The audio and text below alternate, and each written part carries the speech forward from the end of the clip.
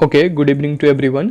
इस लेक्चर में हम वीकली करंट अफेयर्स के बारे में देखेंगे और हमारा जो ये लेक्चर होगा वो काफ़ी अलग तरीके से होगा। मैं यहाँ पर केवल इन्फॉर्मेशन आपको प्रोवाइड नहीं करूँगा, मैं करंट का अफेयर्स कराऊँगा स्टैटिक के साथ, तभी क्वेश्चन आपसे डील होंगे यूपीएससी के प्रीलिम्स में। अदरवाइज केवल आप अगर इन्फॉर्मेशन गैदर कर लीजिएगा तो कुछ नहीं होगा, तो फिर एसएससी वाला काम हो जाएगा। जैसे कि मैं आपको एक एग्जांपल देता हूँ। सपोज कीजिए कि भारत का फॉरेक्स रिजर्व बढ़ रहा है और ये पेपर में न्यूज़ आया कि भारत का जो फॉरेक्स है वो काफ़ी ज़्यादा बढ़ा हुआ है। तो ये तो केवल इन्फॉर्मेशन है और ज़्यादातर यूट्यूब के चैनल जो है वो आपको केवल ये बता देंगे कि इंडिया का फॉरेक्स रिजर्व जो है बढ़ रहा है।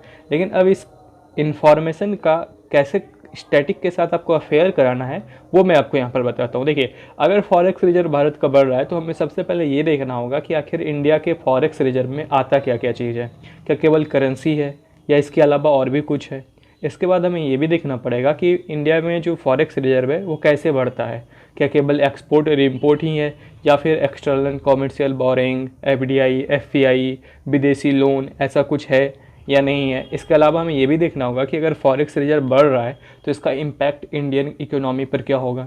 इसके अलावा हमें ये भी देखना होगा कि बैलेंस ऑफ पेमेंट जो है उसके अंतर्गत जो कैपिटल अकाउंट है, क्या ये कैपिटल अकाउंट का पार्ट है या करंट अकाउंट का पार्ट है।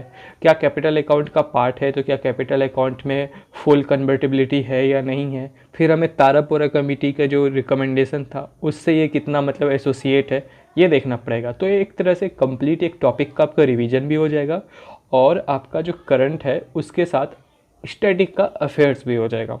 तो हो सकता है मैं इसी तरह से लेक्चर तो करूँगा ही, लेकिन हो सकता है कि जो लेक्चर है उसका ड्यूरेशन थोड़ा ज़्यादा हो, 25 मिनट 30 मिनट का हो। लेकिन आप पूरे का पूरे वीडियो देखिएगा तभी आपको ये तरीका लग जाएगा, एक अनुमान लग जाएगा कि हमें करंट कैसे पढ़ना है।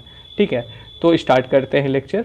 सबसे पहले देखिए, एक न्यूज़ आया था जिसमें ये हुआ था कि इंडियन एग्रीकल्चर रिसर्च इंस्टीट्यूट जो एक तरीका नया टाइप का एक डिकम्पोजर डेवलप की है ताकि दिल्ली एनसीआर रीजन में जो एयर पॉल्यूशन हो रहा है उसके पीछे जो स्टबल बर्निंग है उसके साथ आसानी से टैकल किया जा सके। तो इस प्रोसेस में ऐसा तैयारी किया गया है कि उस डिकम्पोजर के पैकेट को फार्मर को दे दिया जाएगा और फार्मर जो है उसका छिड़काव करेंगे अपने पैडी स्टबल पर और वो पूरी का पूरी तरह से उसको मतलब 80 से 90% के बीच में वो क्या कर देगा, उसको डिकम्पोज कर देगा। तो इससे क्या होगा कि स्टेबल का जो बर्निंग करने का जो मतलब एक रहता था कि हमें बर्न करना है देन वापस दूसरा प्लांटेशन करना है, दूसरे क्रॉप को लगाने के लिए हमें बर्न करना ही पड़ेगा, तो वो जो है उसका नीड खत्म हो जाएगा। अब ये जो फंगई बेस्ड डिकम्पोजर है ये स्टैंडिंग पैडी जो है, स्टैंडिंग स्टबल जो है उस पर भी अप्लाई हो सकता है। इवन जब आप उसको चॉप कर देते हैं यानी कि ज़मीन से कबाड़ के धरती पर वापस बिछा के उसके बाद भी इस डिकम्पोजर को आप ऑपरेशनलाइज कर सकते हैं। तो ये स्टैंडिंग क्रॉप और इवन की ले डाउन क्रॉप दोनों पर ये अप्लाई किया जा सकता है। तो यहीं पर एक इम्पॉर्टेंट फैक्ट ये था कि क्या ये फंगई बेस्ड डिकम्पोजर जो है ये केवल स्टैंडिंग क्रॉप में अप्लाई किया जा सकता है या फिर चॉप्ड किया गया क्रॉप में भी अप्लाई किया जा सकता है। तो ये दोनों के लिए है। अब यहाँ पर स्टैटिक का हमें अफेयर कराना है इस करंट के साथ। अब सबसे पहले आपको ये देखना होगा डिकम्पोजिशन जो प्रोसेस होता है क्या वो एरोबिक है या एनॉर्बिक है या फिर दोनों है, हमें ये देखना होगा। तो देखिए, डिकम्पोजिशन जो प्रोसेस होता है वो एरोबिक भी होता है एनॉर्बिक भी होता है, मतलब कि वो ऑक्सीजन की उपस्थिति में भी होता है ऑक्सीजन के बिना भी होता है। अब दूसरा फैक्ट यहाँ पर ये देखना पड़ेगा कि इस डिकम्पोजिशन में कौन कौन से मैक्रो ऑर्गेनिज्म इन्वॉल्व होते हैं, क्या वायरस है या नहीं है। तो देखिए, डिकम्पोजिशन में हमारा बैक्टीरिया, फंगी और अदर जो लिविंग ऑर्गेनिज्म है वो इन्वॉल्व होते हैं। लेकिन वायरस आपको ही पता है कि ये ना तो नॉन लिविंग है ना तो लिविंग है, ये एक तरह का इंटर कंजक्शन जोन है, मतलब कि एक तरह का इंटर कंजक्शन स्पीसीज है लिविंग और नॉन लिविंग के बीच में। तो वायरस डिकम्पोजर या डिकेइंग सब्सटेंस के अंतर्गत नहीं आता है। तो हम यहीं पर ये समझे कि डिकम्पोजिशन में कौन कौन सा इन्वॉल्व है। इसके अलावा क्या ये एरोबिक है या एनर्बिक है। अब हमें ये देखना होगा कि जब डिकम्पोजिशन होता है तो कौन कौन से गैस रिलीज होते हैं, क्योंकि कई बार क्वेश्चन ऐसे पूछा जा सकता है कि डिकम्पोजिशन में केवल मेथेन गैस रिलीज होते हैं, क्या ये सही है या गलत है। तो डिकम्पोजिशन में देखिए मेथेन, इसके अलावा सल्फर डाइऑक्साइड, इसके अलावा अदर हाइड्रोएल्केन जो है वो भी रिलीज होते हैं। तो केवल मेथेन यहाँ पर रिलीज नहीं होता है। ठीक है, तो यहाँ पर मेरा एक टॉपिक ख़त्म हुआ। अगला टॉपिक है हमारा डीआरडीओ के द्वारा एक नई तकनीक डेवलप किया गया है जो कि टॉर्पीडो बेस्ड जो हमारा एम्यूनिशन है, जो आर्म्स है, उसके क्षमता को काफ़ी ज़्यादा बढ़ाएगा और इसका नाम रखा गया है स्मार्ट। और ये न्यूज़ तो मतलब सबको पता भी होगा, आप लोग सुने भी होंगे, लेकिन अब देखिए इसका हम अफेयर कराएंगे फिर से स्टैटिक के साथ। सबसे पहले तो यहाँ पर लिखा हुआ है स्मार्ट, जिसका मतलब है कि सुपरसोनिक मिसाइल है। अब ये सुपरसोनिक मिसाइल जो टॉर्पीडो में एडिशनल फीचर ऐड करता है। तो सबसे पहले इम्पॉर्टेंट ये है कि आखिर टॉर्पीडो कहते हैं किसको है। टॉर्पीडो कहने का मतलब है ऐसा आर्म्स जो वाटर के अंदर कुछ किलोमीटर तक अपना इम्पैक्ट डाल सकता है, मतलब वो वाटर के नीचे कुछ किलोमीटर तक हमला कर सके सबमरीन से, तो उसे बोलते हैं हम टॉर्पीडो। इवन कि जहाज से भी, शिप से भी, अगर वाटर में मतलब वाटर टू वाटर अगर वो अटैक कर पाए तो उसे हम बोलते हैं टॉर्पीडो। और टॉर्पीडो का जो मतलब रेंज होता है वो कुछ किलोमीटर तक होता है, करीब 1 किलोमीटर, 2 किलोमीटर, 4 किलोमीटर, 5 किलोमीटर, इतने रेंज का वो हमारा टॉर्पीडो होता है।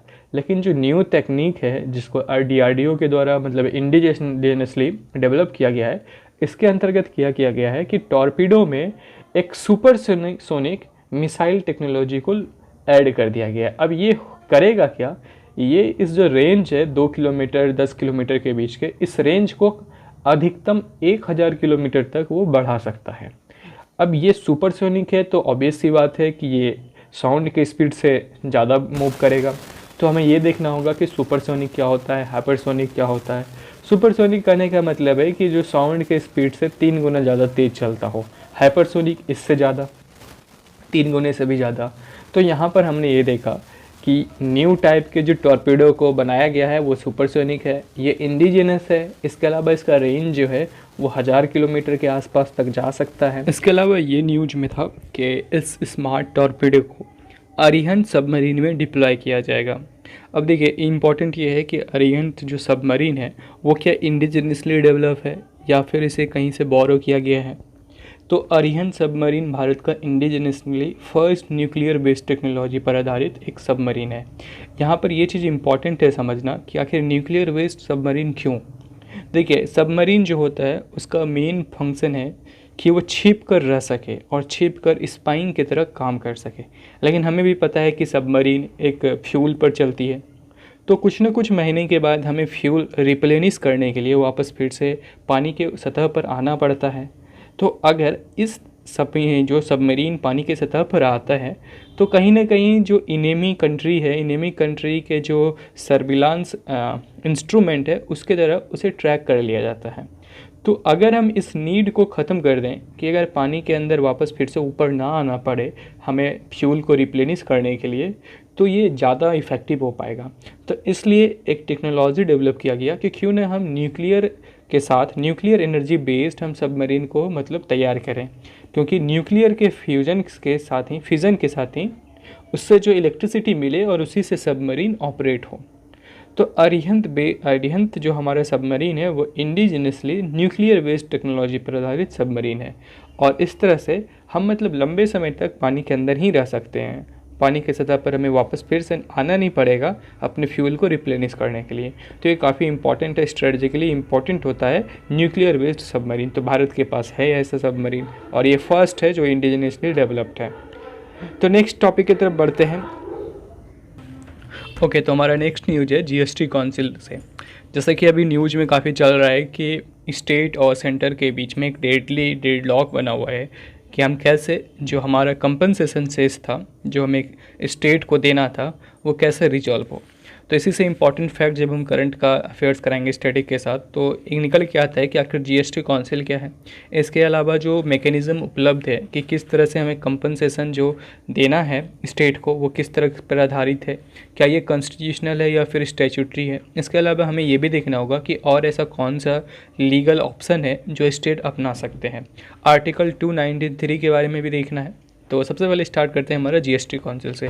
तो जीएसटी काउंसिल एक तरह का कॉन्स्टिट्यूशनल काउंसिल है। इसके अंतर्गत स्टेट के रिप्रेजेंटेटिव और सेंटर के रिप्रेजेंटेटिव वहाँ पर मौजूद होते हैं। इसके अलावा जो हमारा इसके अंतर्गत शेयर है, वोटिंग शेयर है, वो 1/3 सेंटर के पास है और 2/3 स्टेट के पास है। इस जीएसटी काउंसिल में जो निर्णय लिए जाते हैं वो कंसेंसस के आधार पर लिए जाते हैं, मतलब जब तक कि सभी पार्टी एग्री ना हो तब तक कोई डिसीजन लिया नहीं जा सकता है। तो जीएसटी काउंसिल के बारे में देखिए, जीएसटी काउंसिल एक तरह का कॉन्स्टिट्यूशनल काउंसिल है। इसके अलावा इसके अंतर्गत जो वोटिंग शेयर है वो 1/3 सेंटर के पास है, 2/3 स्टेट के पास है। कोई भी निर्णय अगर लेना है तो कंसेंसस के आधार पर लेना पड़ेगा। अब आते हैं जीएसटी कंपनसेशन की तरफ। देखिए, जब जीएसटी इम्प्लीमेंट किया गया था 2016 में, उसके अंतर्गत ऐसा मतलब अजम्पशन रखा जा रहा था कि जब शुरुआती दौर होगा उस दौरान स्टेट को काफ़ी ज़्यादा लॉस होगा, क्योंकि वैट को इंक्लूड कर लिया जाएगा जीएसटी के अंतर्गत, और जो कम कंजप्शन स्टेट है वहाँ पर मतलब रेवेन्यू शॉर्टफॉल देखा जाएगा, या फिर इम्प्लीमेंटेशन के दौरान जो हमें टेक्नोलॉजी कॉन्स्ट्रेंट या फिर अदर जो हमें कॉन्स्ट्रेंट देखने को मिलेंगे उसके अंतर्गत जो रेवेन्यू का शॉर्टफॉल होगा तो उसकी भरपाई कैसे होगी। तो सेंटर ने ये मतलब एक तरह का प्रॉमिस किया था कि हम जीएसटी के अंतर्गत एक कंपनसेशन फंड तैयार करेंगे और कंपनसेशन आपको देंगे। उस जीएसटी कंपनसेशन फंड के अंतर्गत जो फंड रिलीज होता है वो सेंटर के द्वारा रिलीज किया जाता है, और ये जो इसके अंतर्गत जो मनी आता है वो हमारा सेस पर आता है। जो सीन गुड होते हैं, सीन गुड पर कुछ सेस लगाया जाता है, जीएसटी कंपनसेशन सेस, उसके अंतर्गत जो रेवेन्यू क्रिएट किया जाता है उसी को उस सेस फंड में लेके जाया जाता है। और ये सेस फंड जो है वो कंसोलिडेटेड फंड ऑफ इंडिया का पार्ट नहीं बनता है, और वापस ये पब्लिक अकाउंट के अंतर्गत जब आता है तो फिर इसे डिस्ट्रीब्यूट कर दिया जाता है स्टेट को। तो यहाँ पर एक पॉइंट इंपॉर्टेंट ये भी था कि क्या जीएसटी कंपनसेशन फंड के अंतर्गत जो पैसा क्रिएट किया जाता है वो कंसोलिडेटेड फंड ऑफ इंडिया का पार्ट बनता है या नहीं बनता है, तो वो नहीं बनता है। जीएसटी काउंसिल हमारा कॉन्स्टिट्यूशनल काउंसिल है। इसके अलावा जो जीएसटी कंपनसेशन जो एक तरह से प्रॉमिस है वो एक तरह का कॉन्स्टिट्यूशनल प्रॉमिस है, क्योंकि अमेंडमेंट के तहत 101 अमेंडमेंट के तहत ये इंक्लूड किया गया था कि कंपनसेशन स्टेट को 5 साल के लिए दिया जाएगा, जिसके अंतर्गत जो बेस ईयर है हमारा 2015-16 था। अब देखिए, यहाँ पर एक इम्पॉर्टेंट चीज़ ये है कि अगर इस लिखित जो हमारा प्रॉमिस था, कॉन्स्टिट्यूशनल जो मैंडेट था, इसके अंतर्गत कोई अल्टरेशन अगर करना है तो ये जीएसटी काउंसिल मीटिंग में नहीं हो सकता है, क्योंकि एक तरह का ये कॉन्स्टिट्यूशनल मैंडेट है। हमें इसके अंतर्गत कॉन्स्टिट्यूशनल को फिर से अमेंड करना होगा। जैसे कि अगर सेंटर बोलती है कि हम 5 साल के लिए जीएसटी कंपनसेशन नहीं दे पाएंगे, तो इसके लिए हमें अमेंडमेंट करना होगा कॉन्स्टिट्यूशन में। ओके, ये जीएसटी काउंसिल में नहीं लिया जा सकता है। तो ये भी हम समझे कि क्या ये निर्णय जीएसटी काउंसिल में लिया जा सकता है या नहीं लिया जा सकता है। अब यहाँ पर एक इम्पॉर्टेंट फैक्ट ये आता है कि सेंटर बोल रही है कि आपको हम ऑप्शन दे रहे हैं कि आप खुद ही बोरो कर लीजिए, और इसके लिए फिनांस मिनिस्ट्री और आरबीआई आपको एक इन्वायरमेंट क्रिएट करके देंगे। और फिर स्टेट का कहना है कि अगर हम बोरो करते हैं तो एक तो अपने से हमारा जो फिस्कल स्टैटिक है, जो हमारा फिस्कल स्टैंड है वो डिटेरियोरेट कर जाएगा। उसके अलावा अभी चुनाव है कई सारे स्टेट में, तो वो भी एक तरह का इम्पैक्ट डालेगा। तो हम बोरो नहीं करेंगे, इसके जगह पर आप खुद बोरो कीजिए, या फिर कंसोलिडेटेड फंड ऑफ इंडिया से अब विदड्रॉ करके हमें दीजिए पैसा, ठीक है। और सेंटर का कहना है कि हम बोरो नहीं करेंगे, क्योंकि अगर सेंटर बोरो करती है तो वापस फिर से उसका जो फिस्कल डेफिसिट है वो काफ़ी बढ़ जाएगा। तो अभी रिसेंटली न्यूज़ निकल कर ये आया कि फाइनली सेंटर ने कहा कि ठीक है, हम स्टेट के बिहाफ पर बोरो करेंगे, यानी कि अब सेंटर बोरो करेगी और उससे जो मनी आएगा उसको डिस्ट्रीब्यूट किया जाएगा स्टेट को। लेकिन ये जो बोरोइंग होगा वो फिस्कल डेफिसिट में इंक्लूड नहीं होगा, मतलब ये बजट का पार्ट नहीं बनेगा। तो यहाँ पर ये इंपॉर्टेंट है, इस मतलब कि अगर जो बोरो किया जाएगा सेंटर के द्वारा उसका कोई इम्पैक्ट हमारे बजट पर या फिस्कल डेफिसिट पर नहीं पड़ेगा, क्योंकि उसको एक्सक्लूड कर दिया जाएगा। और इसके अलावा कंपनसेशन सेस जो है वो जारी रहेगा और वो लिया ही जाएगा, ठीक है। तो इस तरह से हम देखें कि डेडली जो हमारा डेड ब्लॉक बन गया था वो कैसे रिजॉल्व हुआ। अब आते हैं नेक्स्ट टॉपिक, जो कि हमारा आर्टिकल 293 के अंतर्गत है। देखिए, आर्टिकल 293 जो है काफ़ी न्यूज में था, क्योंकि बार बार सेंटर और स्टेट ये बोल रहे थे कि जो लोन लेने का जो मैकेनिज़्म है स्टेट के पास वो आर्टिकल 293 के अंतर्गत आता है। मतलब एक तरह का कॉन्स्टिट्यूशनल मैंडेट है कि अगर स्टेट को लोन लेना है तो स्टेट कैसे लोन लेगी। तो ये फिर से स्टैटिक पार्ट है। तो हम रिवाइज करते हैं कि आखिर आर्टिकल 293 के अंतर्गत क्या है। तो आर्टिकल 293 के अंतर्गत जो मौजूद है उसका इसेंस ये है कि स्टेट लोन ले सकती है भारत देश के अंतर्गत कहीं भी, लेकिन विदेश से लोन वो नहीं ले सकती है। और इसके अंतर्गत अगर किसी स्टेट का केंद्र के द्वारा जो लोन लिया गया है, केंद्र से जो वो लोन ली है कोई स्टेट, अगर वो पैसा बकाया है तो बिना केंद्र के परमिशन से वापस फिर से वो कोई नया लोन नहीं ले सकती है। तो यहाँ पर आर्टिकल 293 के बारे में भी देखिए। आर्टिकल 293 डील करता है लोन से, वो भी स्टेट के लोन से। हम जीएसटी काउंसिल के बारे में देखिए। जीएसटी काउंसिल एक तरह का कॉन्स्टिट्यूशनल बॉडी है।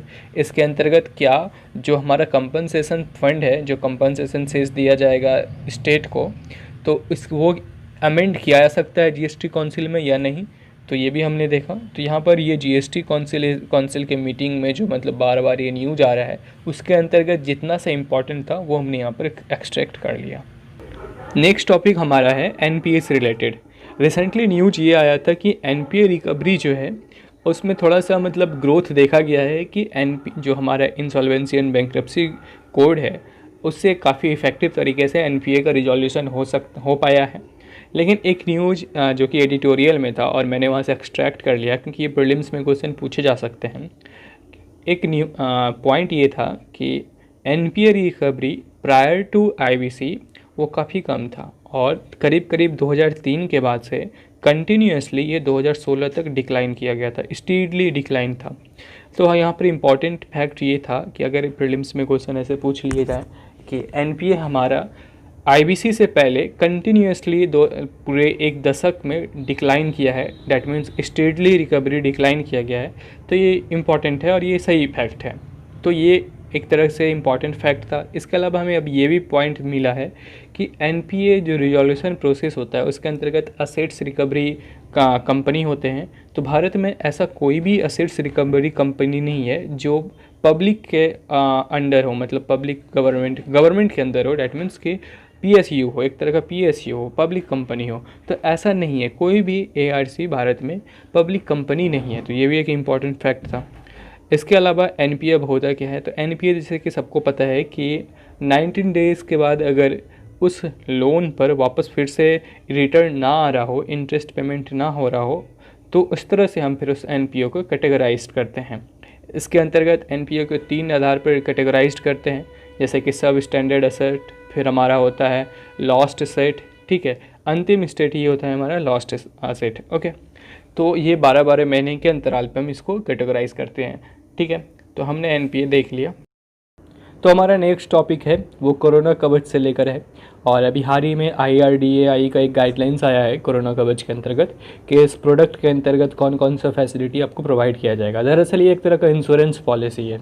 तो जैसा कि इस बार प्रीलिम्स में ये क्वेश्चन पूछा गया था कि साइबर इंश्योरेंस में क्या क्या शामिल है, तो इस तरह का क्वेश्चन फिर से पूछा जा सकता है क्योंकि अभी जो कोरोना है वो 1-2 साल तक तो बना ही रहेगा, क्योंकि जब तक वैक्सीन ना आ जाए। और उम्मीद है कि वैक्सीन अगर अगले 6 महीने में आ जाए तो अगले 6 महीने तक तो और ये रहने वाला है ही।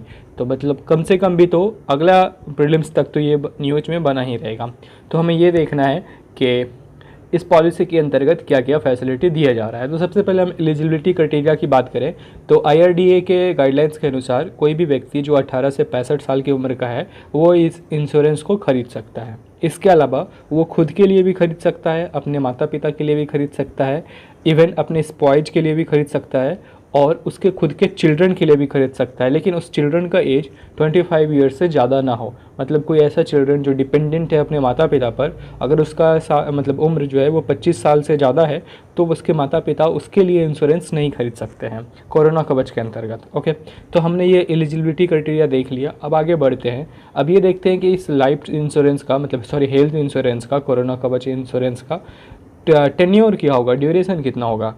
तो IRDAI के गाइडलाइंस के अनुसार ये 3.5 महीने का, 6.5 महीने का और 9.5 महीने का होने वाला है।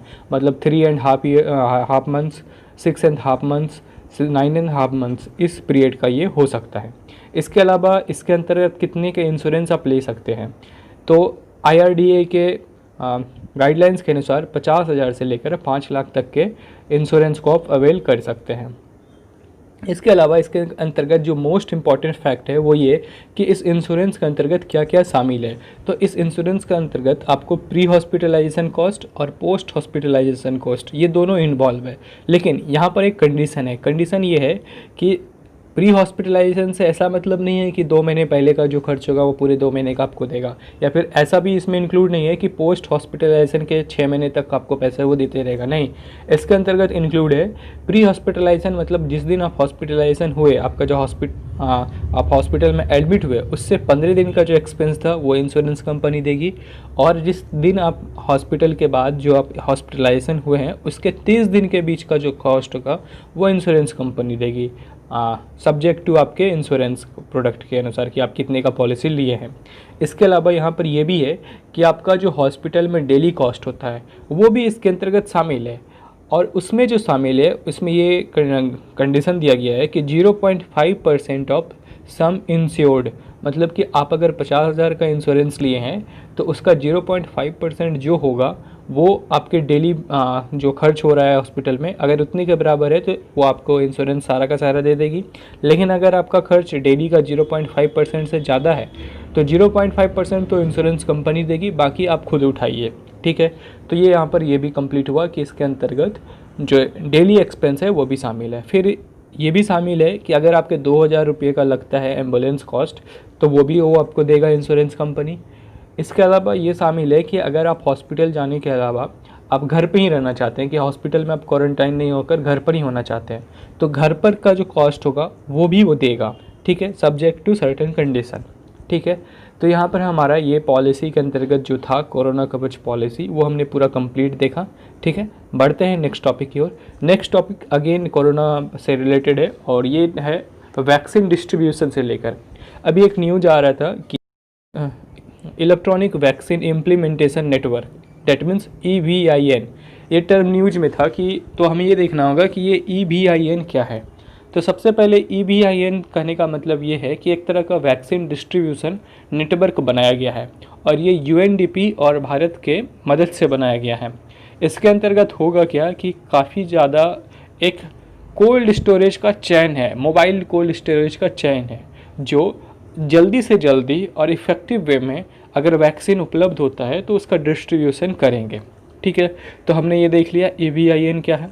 अब आगे बढ़ते हैं रेज प्लेटफॉर्म की तरफ। देखिए, रेज प्लेटफॉर्म एक तरह का आर्टिफिशियल इंटेलिजेंस प्लेटफॉर्म था, एक फोरम था जहाँ पर कि ग्लोबल कंट्री जो हैं वो सारे लाइक माइंडेड कंट्री एक जगह एकजुट हुए, और आर्टिफिशियल इंटेलिजेंस का कैसे हम यूज कर सकते हैं हेल्थ के सेक्टर में, एग्रीकल्चर के सेक्टर में, एजुकेशन के सेक्टर में, टेक्नोलॉजी इम्प्रूवमेंट के सेक्टर में, तो उन सारे चीज़ों पर डिस्कस किया गया। और अगर कोई टेक्नोलॉजी एडवांसमेंट हुआ है किसी भी कंट्री में, और अगर कोई कटिंग एज टेक्नोलॉजी उपलब्ध है तो उसका शेयर किया गया लोगों के, मतलब कंट्री के रिप्रेजेंटेटिव के बीच में, कि ये टेक्नोलॉजी है हमारे पास, हम इसको मतलब कैसे कैसे इम्प्लीमेंट करेंगे, ये नया नया टेक्नोलॉजी उभर कर सामने आ रहा है। तो एक तरह का ये ग्लोबल इनिशिएटिव था जो कि भारत के द्वारा तैयार किया गया था। ठीक है, तो हमने देखा रेज प्लेटफॉर्म। अब आगे बढ़ते हैं स्टार्स प्रोग्राम। ये वर्ल्ड बैंक का एक स्टार्स प्रोग्राम है जिसके अंतर्गत स्कूल में जो एजुकेशन दिया जा रहा है उसके क्वालिटी को इन्हेंस करना है। इसके अंतर्गत शामिल है कि बच्चे का जो एजुकेशन गेन करने का जो लर्निंग कैपेसिटी है वो कैसे इम्प्रूव किया जाए, कैसे सिलेबस को रीडिज़ाइन किया जाए ताकि वो प्रैक्टिकल हो, ना कि रोट लर्निंग पर आधारित हो। टीचर कैसे इफ़िशियंट वे में ट्रेनिंग दे सकते हैं, टीचर कैसे मतलब पढ़ा सकते हैं, ये सारा का सारा चीज़ स्टार्स प्रोग्राम के अंतर्गत शामिल था। और अभी कैबिनेट का अप्रूवल मिल चुका है कि हम स्टार्स से लिंक होकर अपने देश में ऐसे प्रोग्राम को चलाएंगे, और हम भारत का जो एजुकेशन सिस्टम है उसको मतलब ग्रोथ कराएंगे। तो जैसा कि अभी हाल ही में नेशनल एजुकेशन पॉलिसी आया था जिसमें काफ़ी बड़े बड़े इंपॉर्टेंट और बहुत ही मतलब बड़े बड़े ऑब्जेक्टिव को रखा गया है, तो उसी को ध्यान में रखते हुए स्टार्स प्रोग्राम के अंतर्गत भी भारत शामिल हुआ है। तो हमारे ये आजकल जो पूरा का पूरा वीकली करंट अफेयर्स था वो टॉपिक यहाँ पर ख़त्म होता है। मिलते हैं नेक्स्ट वीक में अगेन फिर से नए करंट अफेयर्स के साथ। और नेक्स्ट वीक में जो पिछले वीक में हमने मतलब इस वीक में जो हमने देखा करंट अफेयर्स का, उसका कुछ ना कुछ क्वेश्चन प्रीलिम्स टाइप में अरेंज कर फर्स्ट ही मतलब स्टार्टिंग लेक्चर में ही वहाँ पर दिया हुआ होगा। आपको बस उसे सॉल्व करना है कि आप कितना मतलब वहाँ से बना पा रहे हैं। तो चलिए मिलते हैं नेक्स्ट टॉपिक में।